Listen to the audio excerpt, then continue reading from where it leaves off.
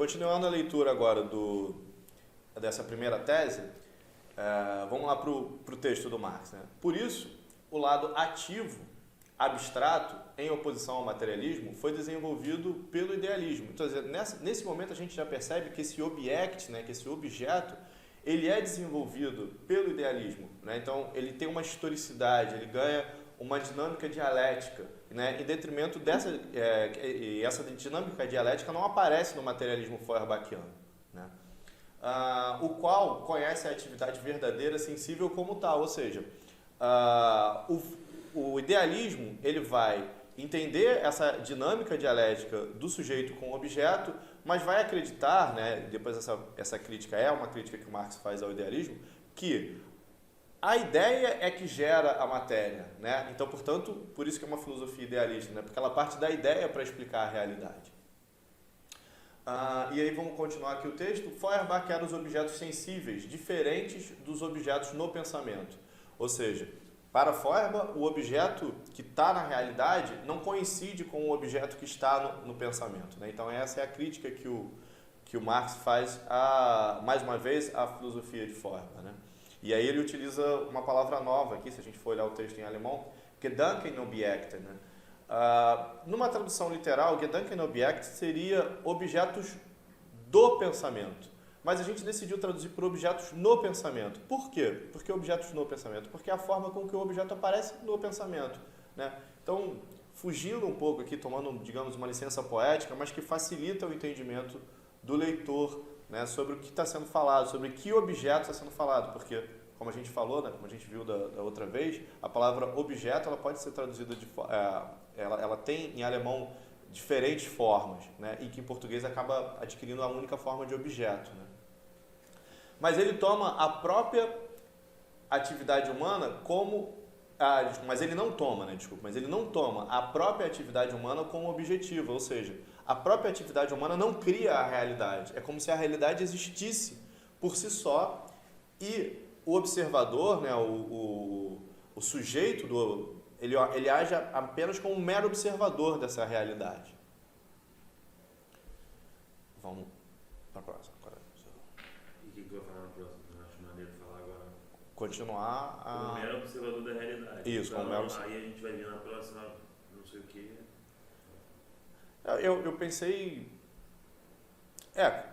como mero observador da realidade. Aí ele vai entrar agora num outro... para finalizar essa primeira tese ainda. A primeira tese não está finalizada, entendeu? É porque a primeira tese é bem grande. Entendi. Depois vai ficar mais fácil porque são parágrafos menores, assim.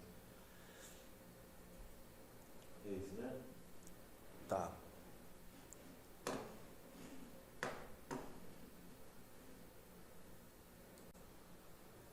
Vai.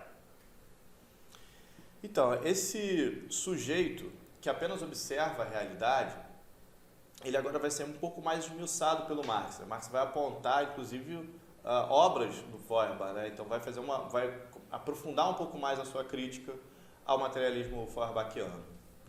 Então, portanto, ele vai dizer o seguinte: ele considera, por isso, na essência do cristianismo, né, uma obra muito importante do Feuerbach, apenas a atitude teórica como genuinamente humana. Ou seja, a atitude teórica é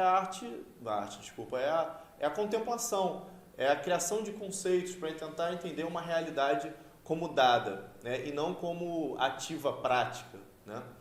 Enquanto que a praxis, né, e aí mais uma vez o Marx aponta a questão da praxis, é tomada e fixada apenas na sua manifestação sórdida e judaica. Então aí já é uma polêmica que o Marx entra, o Marx como descendente, né, de judeus, né, de convertidos ao protestantismo, entra numa polêmica aí que a gente vai ver depois em outros momentos, né, em outros vídeos fazendo essa análise, inclusive na questão judaica. Não vale a pena muito agora a gente aprofundar nisso, porque tem questões muito complexas do judaísmo que estão apontadas aí e que fazem parte do pensamento marxiano, marxista, digamos assim, né? E que não nos cabe muito agora aprofundar. Mas o importante é a gente entender o que ele está apontando enquanto crítica à epistemologia feuerbachiana. Ele entende, por isso, o significado da atividade revolucionária crítico-prática, né? Então ele não entende, mais uma vez, Feuerbach não entende que essa atividade transformadora da realidade, ela não é uma atividade apenas teórica, ela é uma atividade teórico-prática, crítico-prática, né? Então, e portanto revolucionária, né? E aí o Marx utiliza esses adjetivos e coloca entre aspas, justamente para apontar que a atividade ela só pode ser revolucionária quando ela é prática, ela não pode ser revolucionária meramente no pensamento.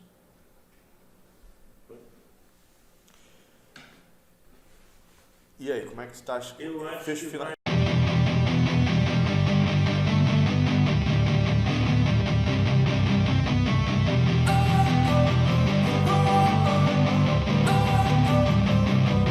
Don't wanna sleep in, cause I got something to prove. I gotta take what I hate and finally make a move. I think of you.